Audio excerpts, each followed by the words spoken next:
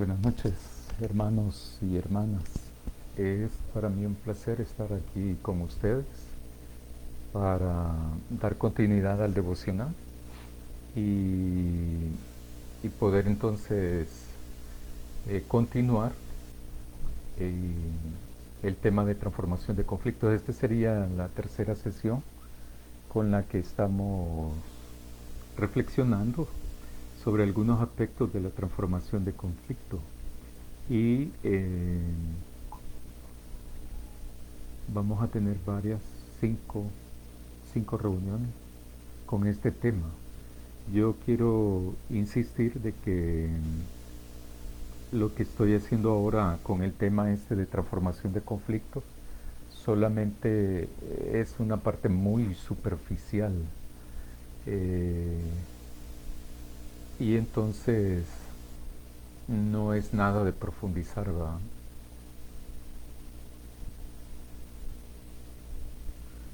Y por lo tanto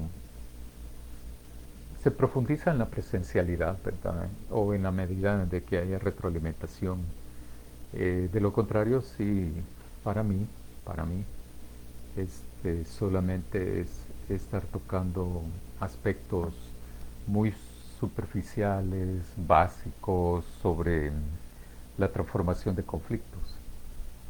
Eh, Quiero invitarles a que oremos para dar inicio a la devocional o estudio de esta noche. Oremos.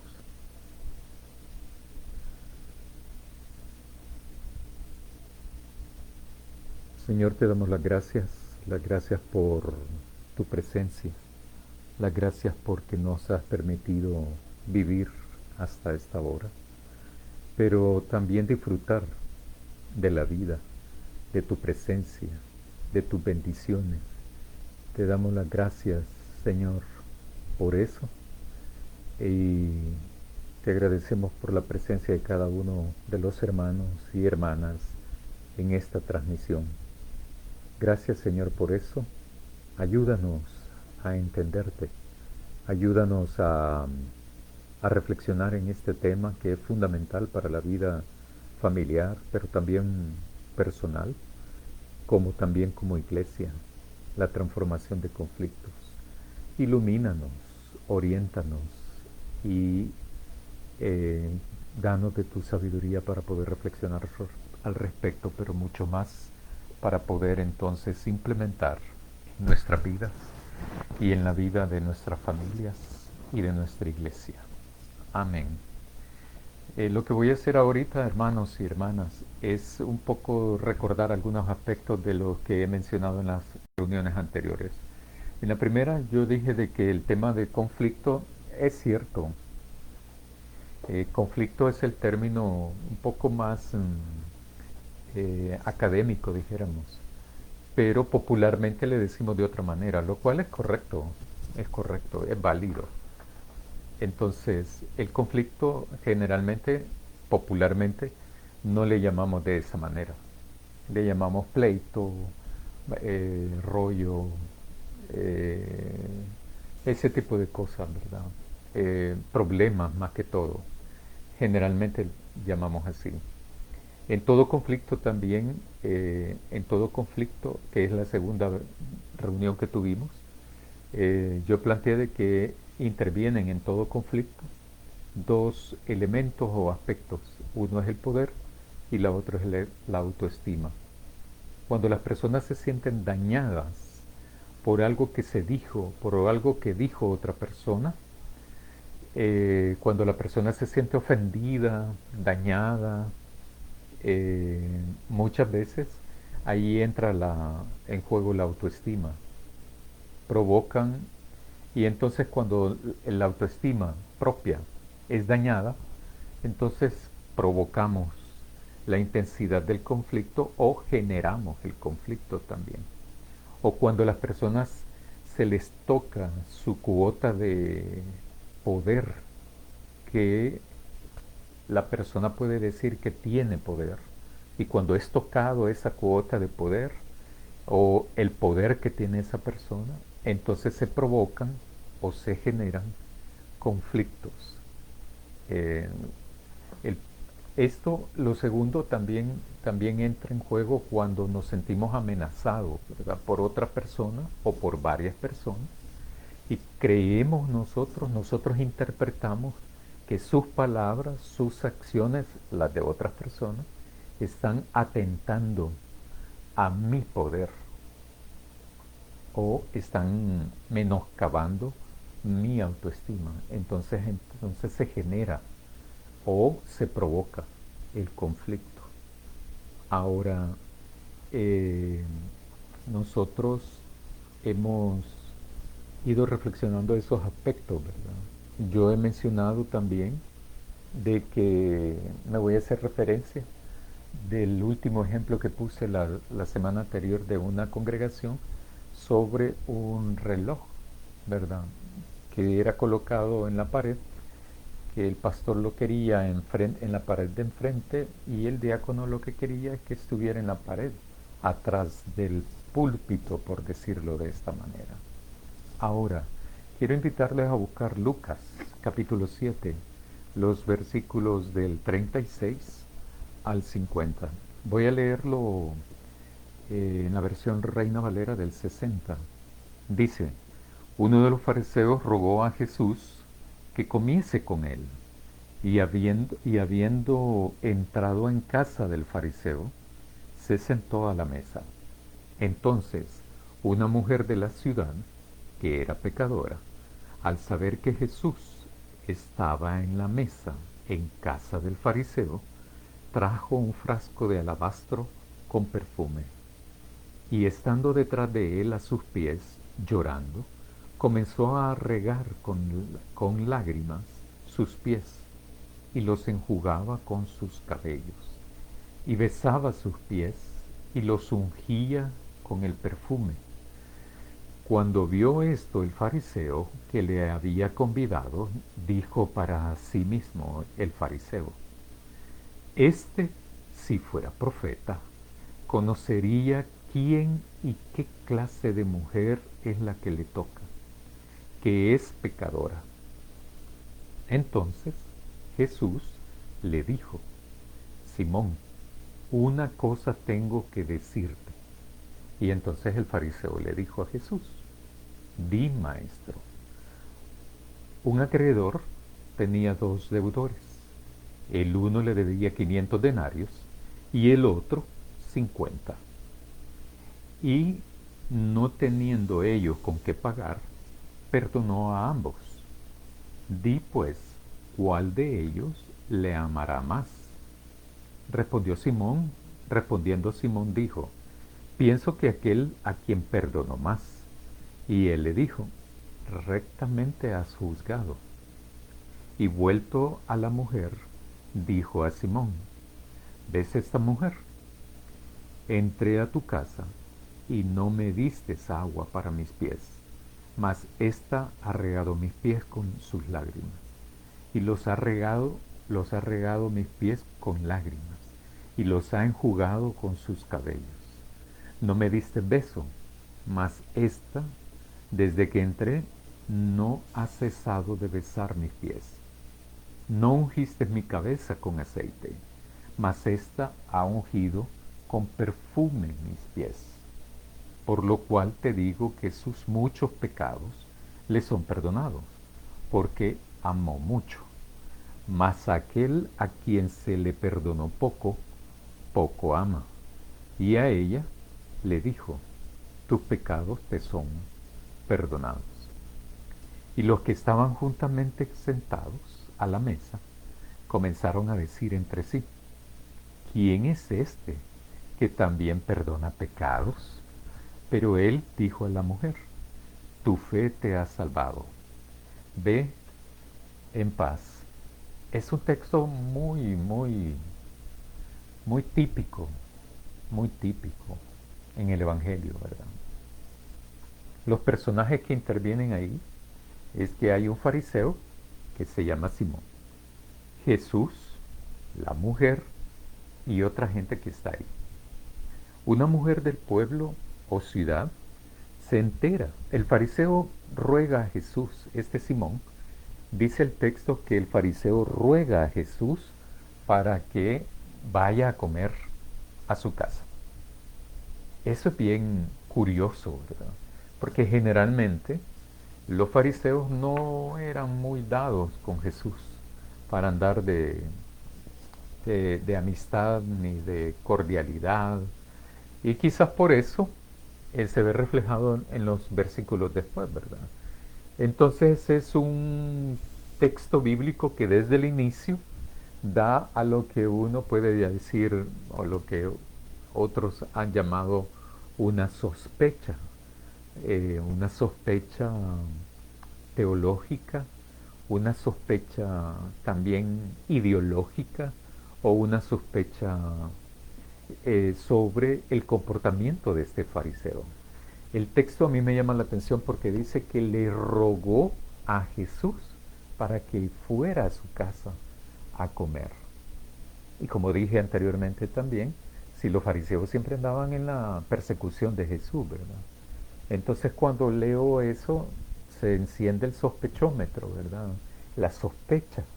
Y entonces como que algo no encaja perfectamente.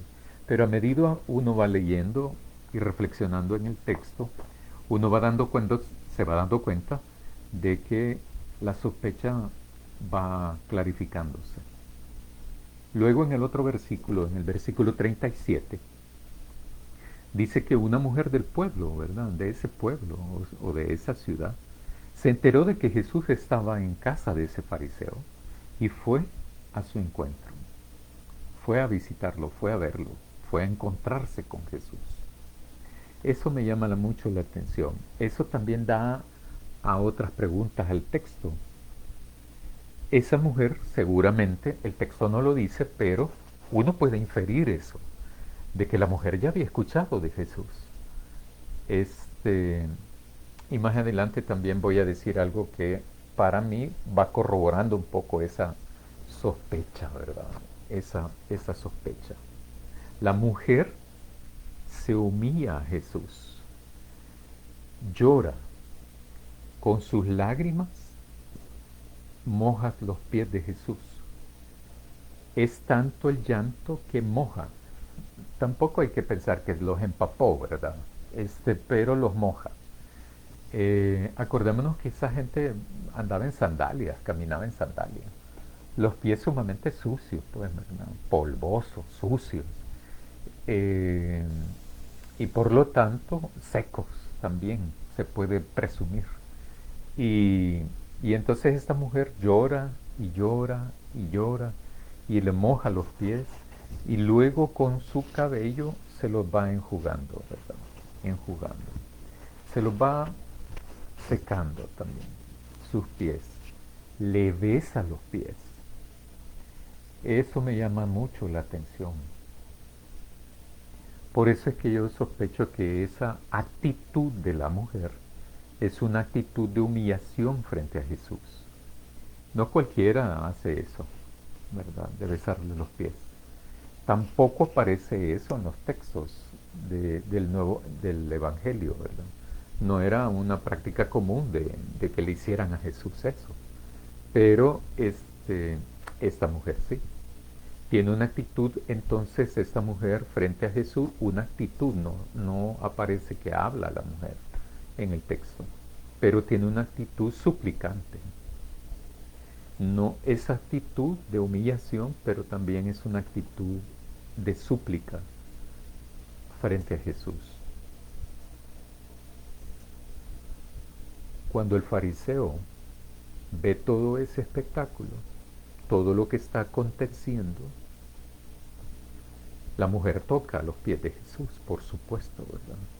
Entonces el fariseo, y yo sospecho también que todos los demás, ¿verdad? Cuando están ahí sentados alrededor de la mesa, no especifica el texto cuántos son, ni quiénes son, pero uno puede inferir, ¿verdad? Suponer eso de quiénes.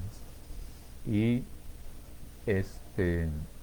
pero dice el versículo 38, el versículo 39, cuando vio el fariseo eso que estaba ocurriendo, cuando esta mujer llega y por detrás dice que se le acerca, toca sus pies, seguramente los abraza, llora, los moja, los enjuaga con su pelo, los besa, ¿verdad? Y esa actitud para mí es una actitud de súplica. Cuando ve el fariseo eso, él habla para sí mismo, dice, se dice a sí mismo, este, si fuese profeta, supiera quién es esa mujer y qué tipo de mujer, qué clase de mujer es la que le toca.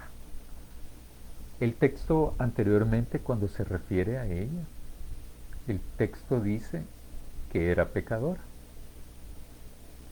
Hoy nosotros creemos que todos los que estaban ahí, menos Jesús, eran pecadores, ¿verdad? Pero en ese contexto no. El fariseo presumiblemente no se consideraba pecador, ¿verdad? Entonces, sin embargo, el texto aparece ahí, en el versículo 37, la primera vez, una mujer de la ciudad que era pecadora, no dice qué tipo de pecado, ¿verdad? No dice tampoco eso, ni hay que especular también. Para mí no se me ocurre qué tipo de pecado es, ni tampoco hay que gastar energías en eso, ¿verdad? Que era pecadora y punto.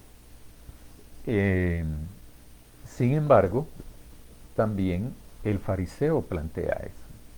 Si supiera quién es esta mujer y qué clase de mujeres que le tocan, si este fuera profeta, supiera eso, ¿verdad?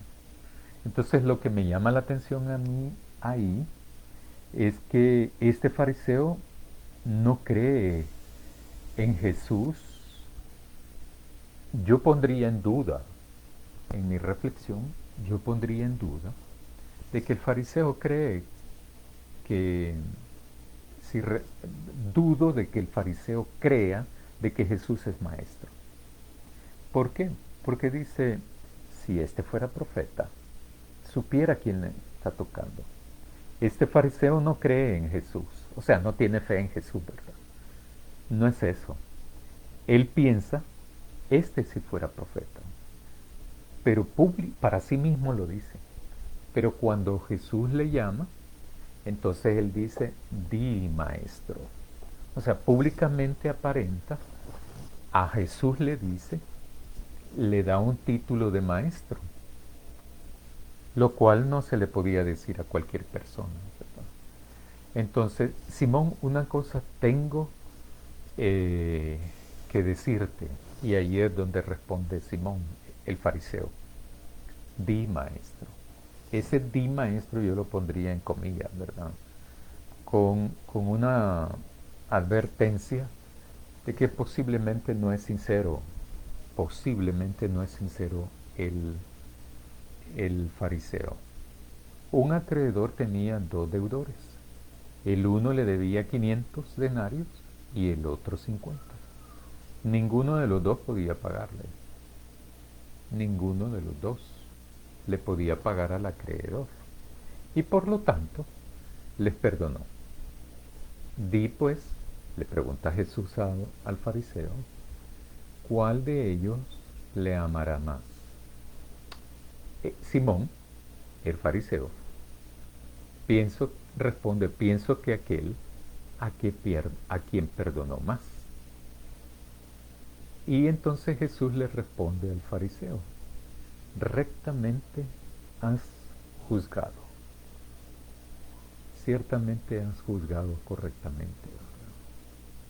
En ese sentido lo que quiere decir es que el que debe más, ama más, y el que debe menos, ama menos, en esa lógica, en esa lógica.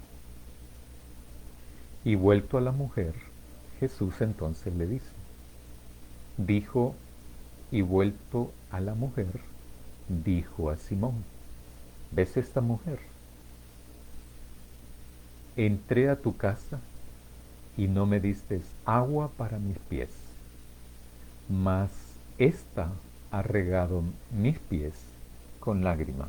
Porque esas eran como ciertos, ciertas normas, ¿verdad?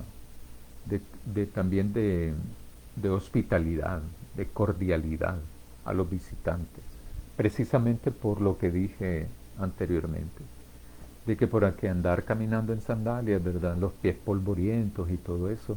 Y era un gesto de amabilidad, de cariño también, de hospitalidad y de ofrecer este rito, estas condiciones, esta agua para que se lavaran los, los pies.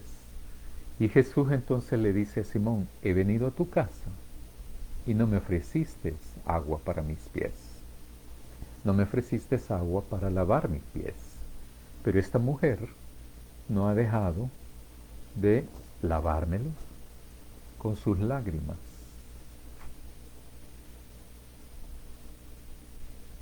Y los ha enjugado con sus cabellos, o sea, los ha secado también con sus cabellos. No me diste beso, porque era la cordialidad también, ¿verdad? La hospitalidad y el cariño también, ¿verdad? De hospitalidad, de darle la bienvenida. Esa era una parte muy fundamental ahí en la cultura y de la religión, de la cultura judía. Eh, no le ha dado agua para lavar sus pies ni se lo ha secado los pies. Tampoco le dice Jesús, no me has dado un beso, el beso, ¿verdad? De bienvenida, de cariño, de hospitalidad. Y ella no ha dejado de besar mis pies. Generalmente, casi en todas las culturas de nuestra historia, los pies son algo no muy agradable, ¿verdad? Igual a nuestra cultura.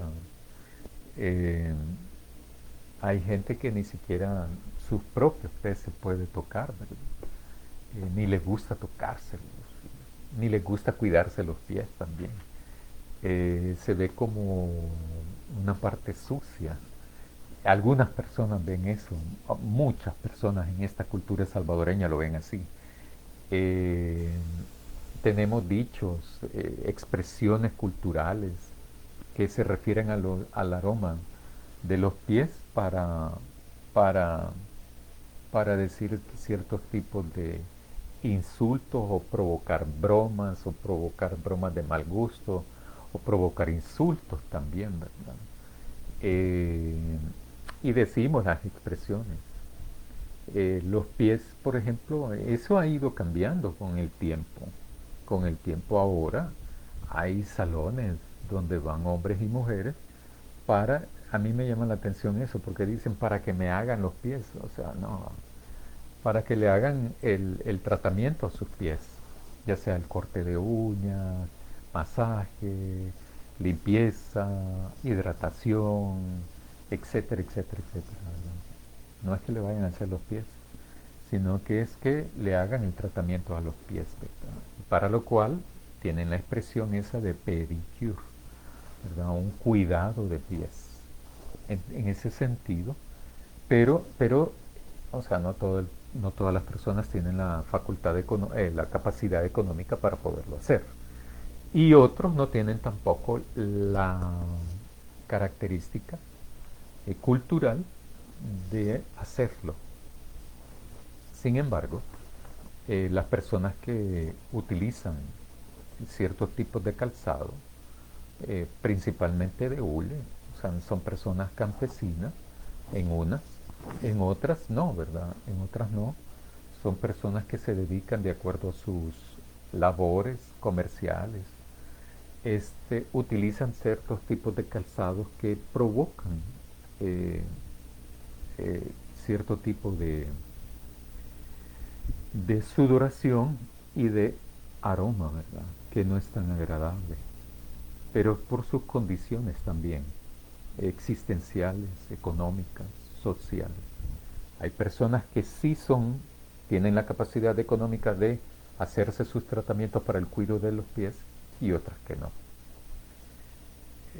En términos generales, aquí en la cultura judía sí había eso de entregar agua a, a los visitantes a los que han sido invitados al hogar y se les otorga eso, ¿verdad? El agua para su aseo, para que eso sirva para estar más cómodo en el disfrute de estar en ese hogar en el cual han sido invitados.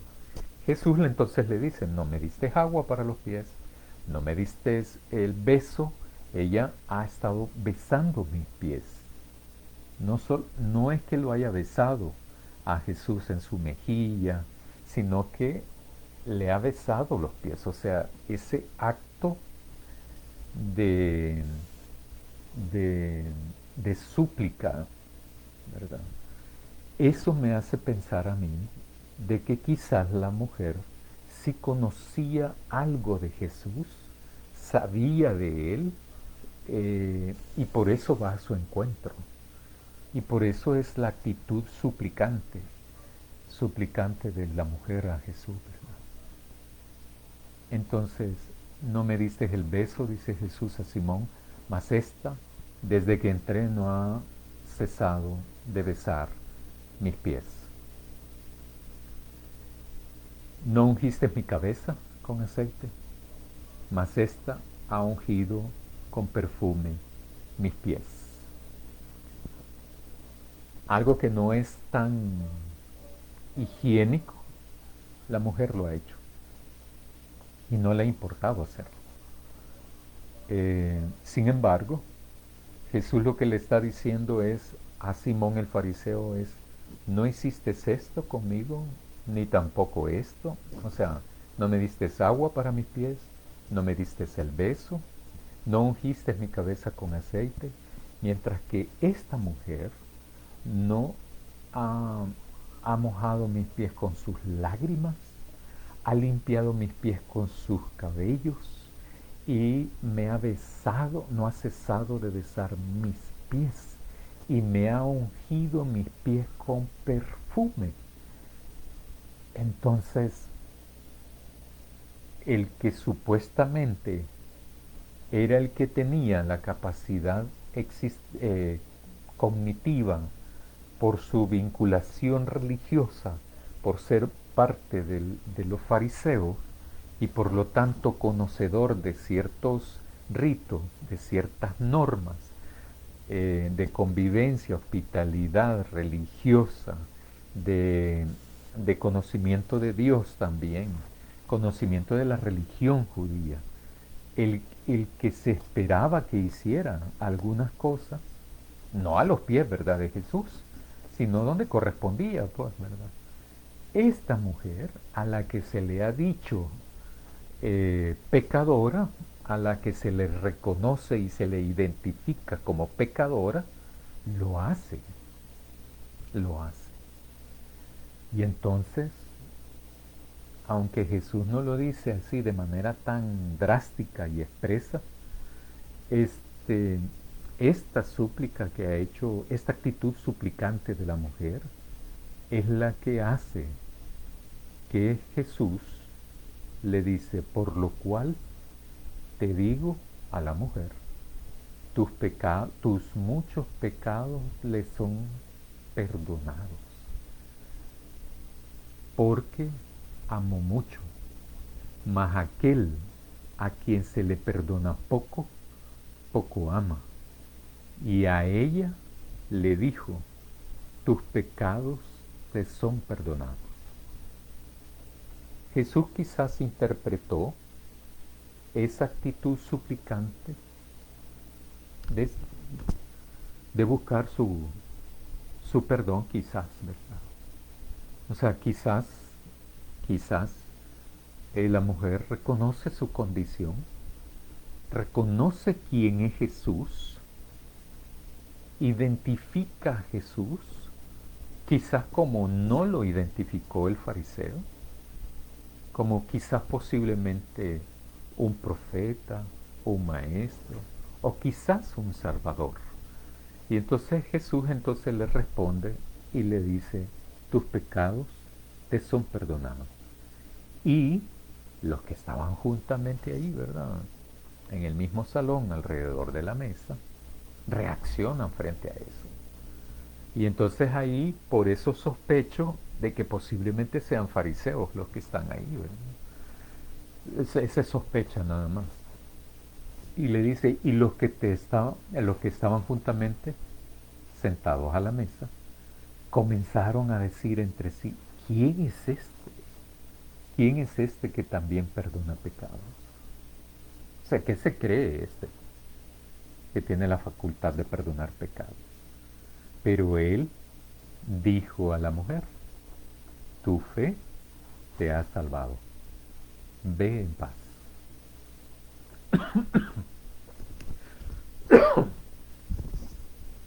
La mujer no pide perdón, pero la actitud quizás es interpretada por Jesús como suplicante de eso.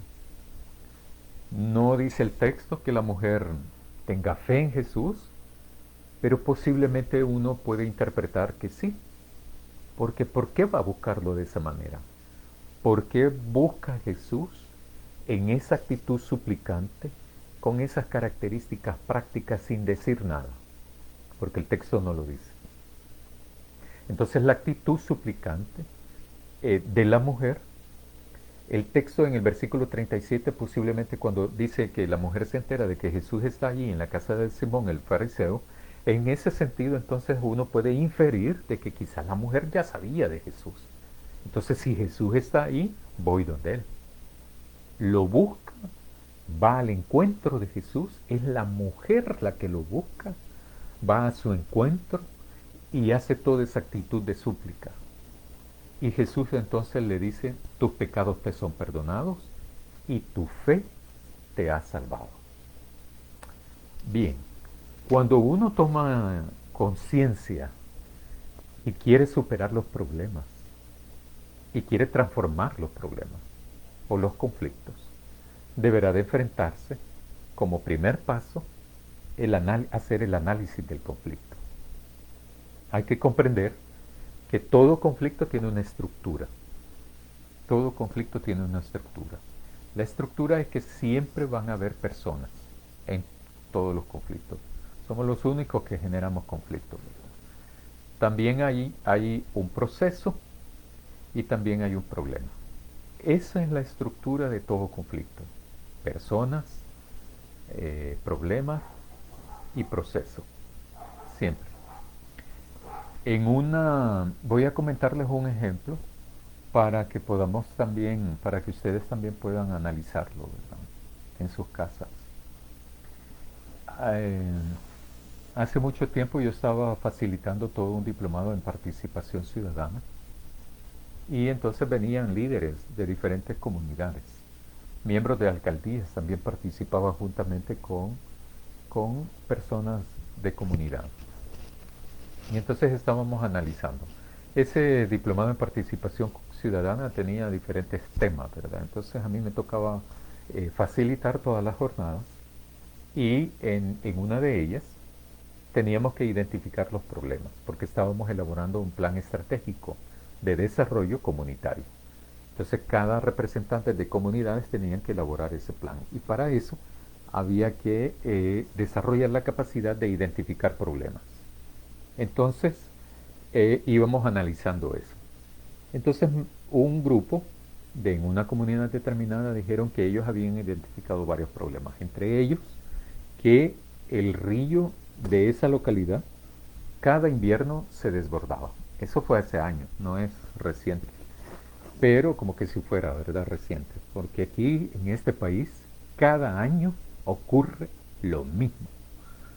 Entonces ahora cada quien que maneja vehículos, que anda en bus, que anda a pie, si cae una tormenta como la que han ocurrido estos días, tiene que buscar un lugar algo alto y resguardarse, no aventurarse a salir, ¿verdad? Valga el paréntesis, porque es seguro que va a ocurrir una inundación.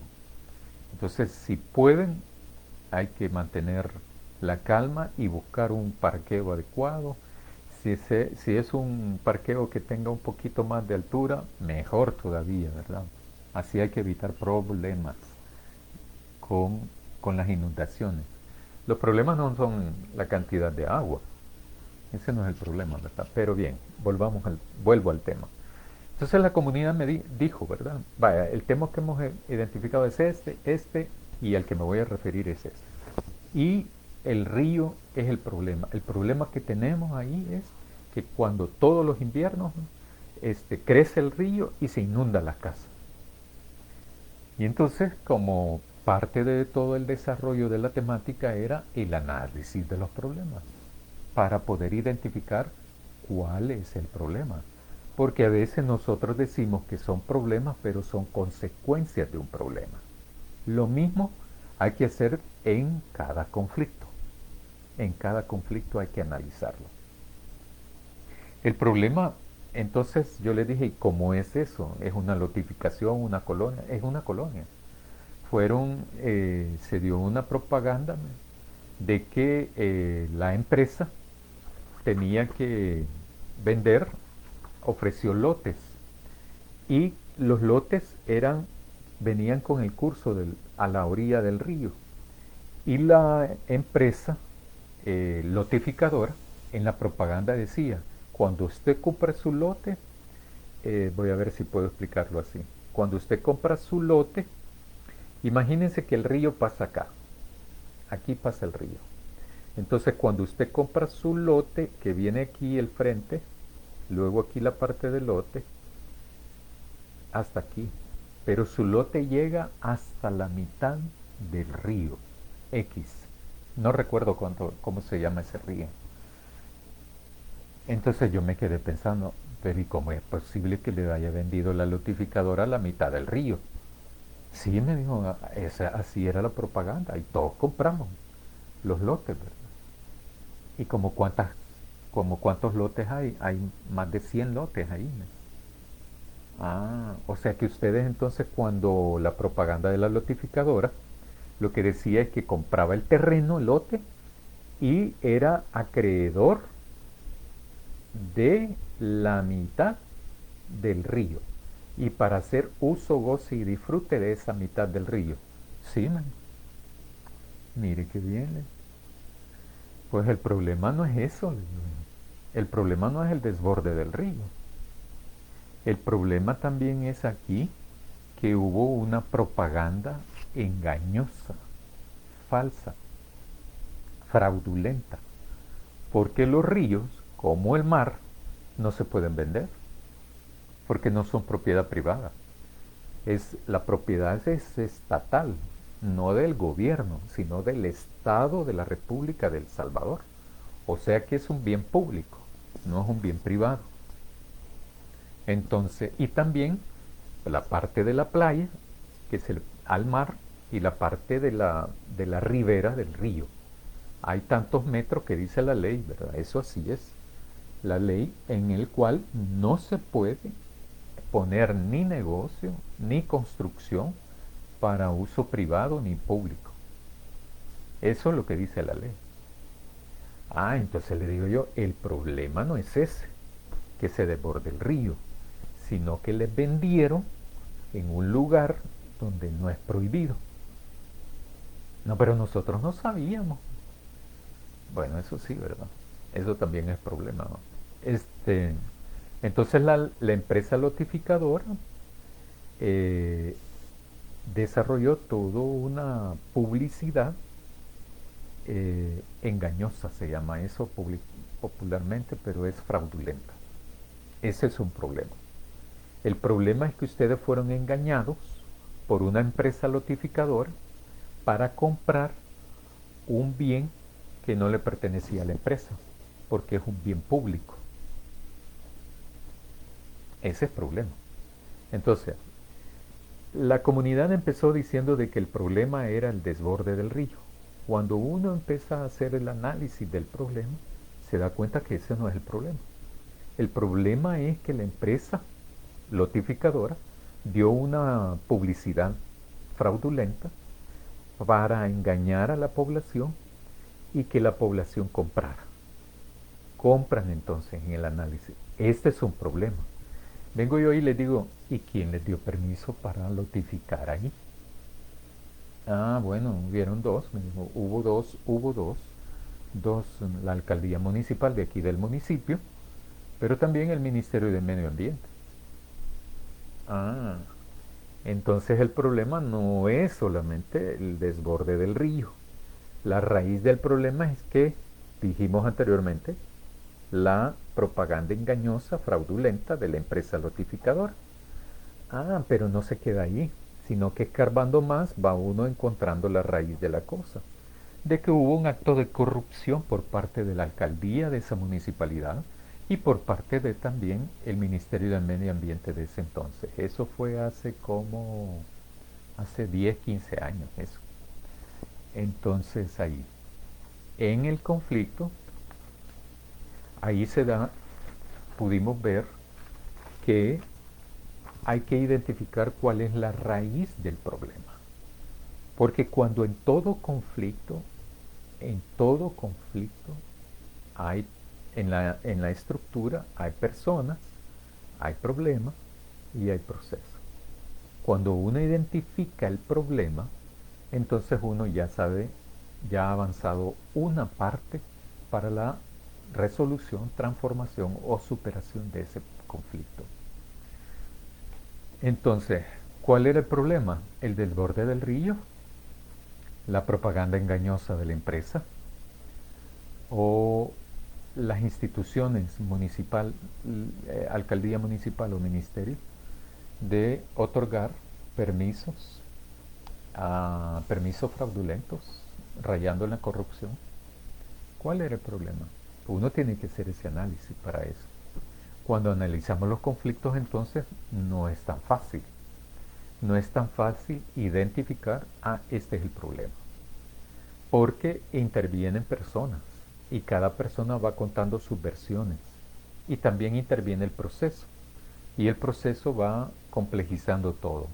Pero si se quiere superar el conflicto, es impostergable y no hay de otra manera que identificar el problema. En el texto que leímos en Lucas, ¿cuál es el problema? El problema es la mujer, el problema es Jesús o el problema es Simón el fariseo. Cuando uno baja un poco más en la profundidad, ¿cuál es el problema? El problema es que la mujer es pecadora, según el texto, o que Jesús no es profeta y por lo tanto se deja tocar los pies, o que Jesús no es judío, o que Jesús no piensa como Simón el fariseo. ¿Cuál es el problema? ¿Cuál es el problema cuando vamos más abajo? Que la mujer toca a Jesús es el problema. Que Jesús no sabe que ella es pecadora. Ese es el problema. Que Jesús no sabe que ella es pecadora. ¿Cuál sería el problema? ¿Las creencias de Simón el fariseo? Para ustedes, ¿cuál es el problema? O sea, ¿cuál es la raíz del problema? Es decir, la raíz del problema es decir, el problema. Todo lo demás pueden ser consecuencias.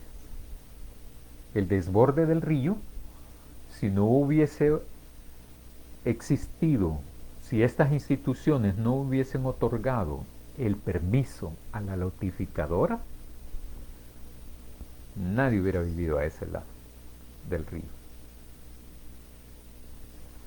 Si la notificadora no hubiese dado esa propaganda engañosa, nadie hubiera comprado ahí. Entonces por eso es que uno hace esa pregunta. ¿Cuál es la raíz del problema? En realmente, esa es casi una redundancia porque decir que la raíz del problema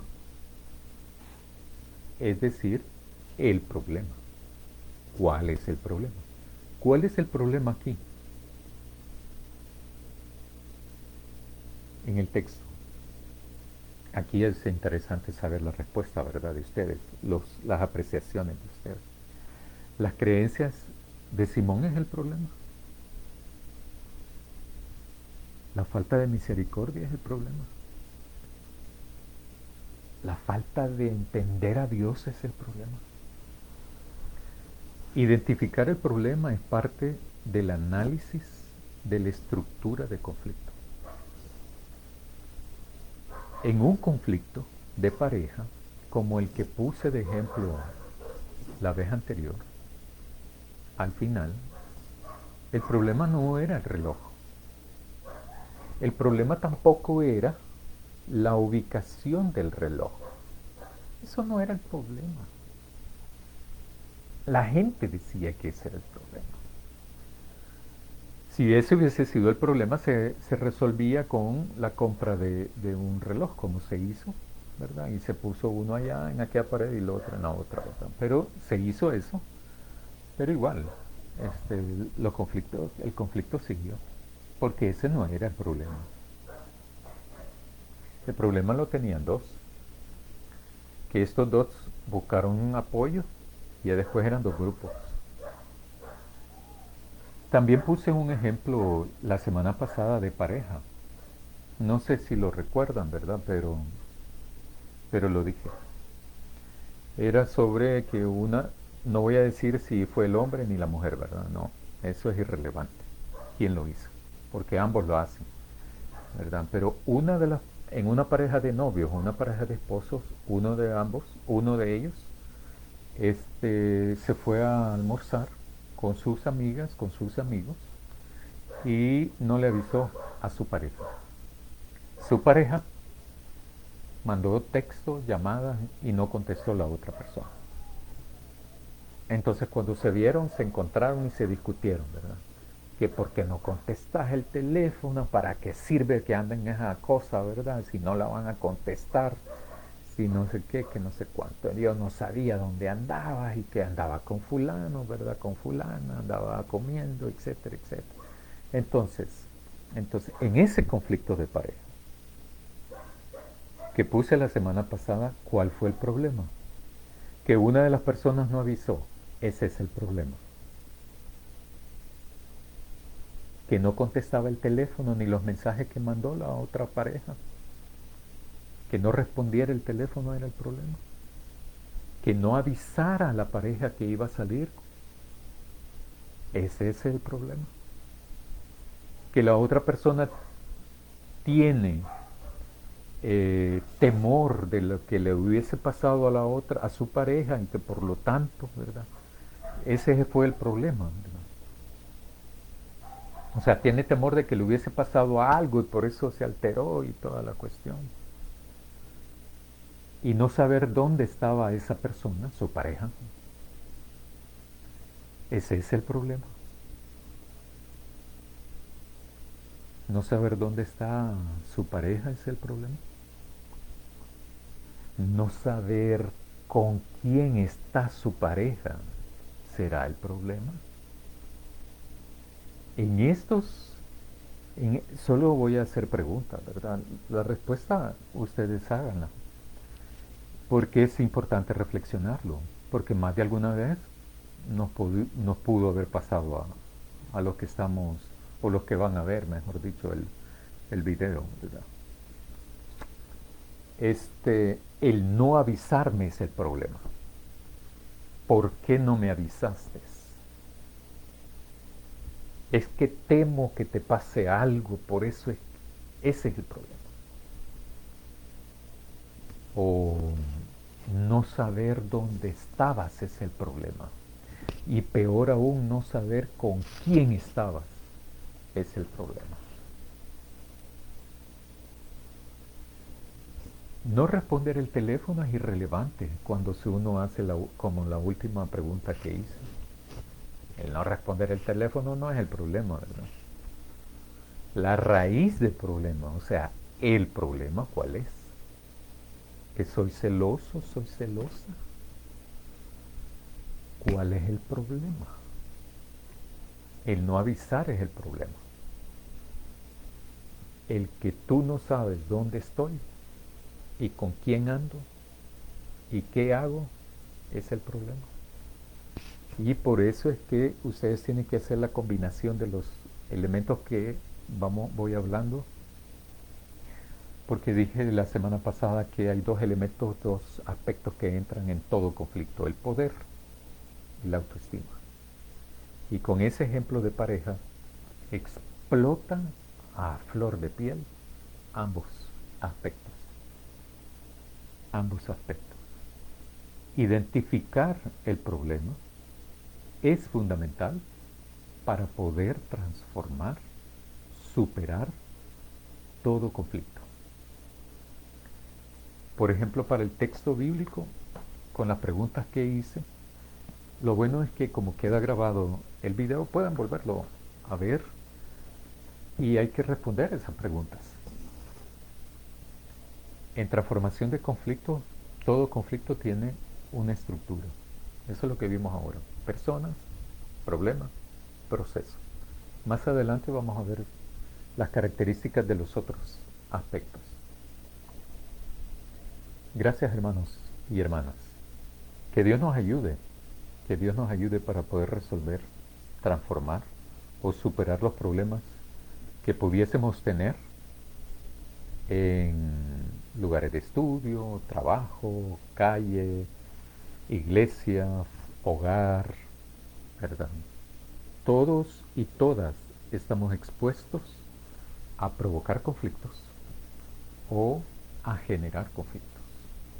Que Dios nos ayude para ser todos y todas facilitadores para la transformación de conflictos. Oremos.